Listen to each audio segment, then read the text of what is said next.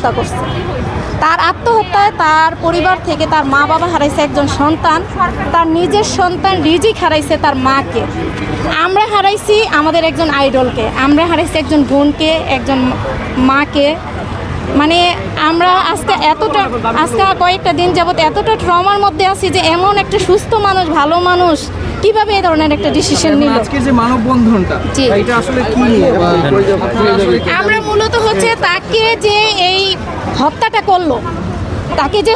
করলো, জাহের আলভী এবং তিথি, যাদের পরকীয়ার কারণে আজকে এই এত বড় একটা ঘটনা হলে একটা মানুষ জীবনটাই দিয়ে দিল শেষ মুহূর্ত পর্যন্ত। তার ভালোবাসার মানুষ, যাকে 19 বছর বয়সে আপু ভালোবেসে বিয়ে করছিল, যার পকেট ছিল শূন্য, ওই মানুষটা আপুর হাত ধরে প্রতিষ্ঠিত হয়েছে।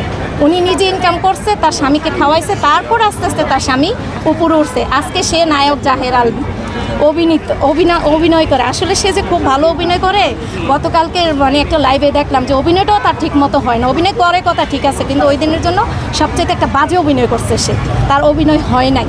তো এই মানুষটার জন্য আপুর মৃত্যু হয়েছে। আর তিথি যে মেয়েটা, ওনার সন্তান আছে, বউ আছে, জানার পরও যাতে ওর সাথে পরকীয়ায় লিপ্ত হয়েছে, তিথি এবং জাহের আলভী দুইজনেরই আমরা কঠিন থেকে কঠিনতম শাস্তি দাবি করছি।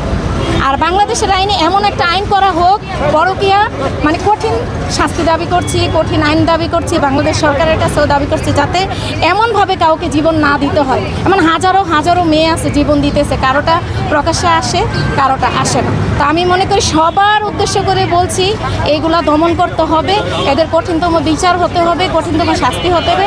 কঠিনতম শাস্তি যখন হয়ে যাবে না, আস্তে আস্তে এগুলো থেমে যাবে, আর সাহস পাবে না।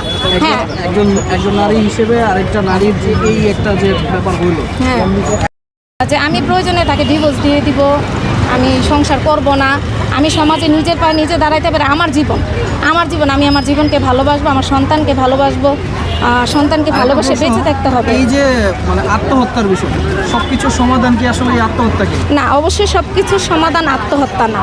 আত্মহত্যা করলে যে আত্মহত্যা তো সে করে চলে গেছে, সে মরে গেছে, সে কবরে চলে গেছে, অলরেডি পচনও ধরে গেছে। কিন্তু কি হয়েছে? জাহের আলভীর কি কিছু হয়েছে? তিথির কি এখনো কিছু হয়েছে?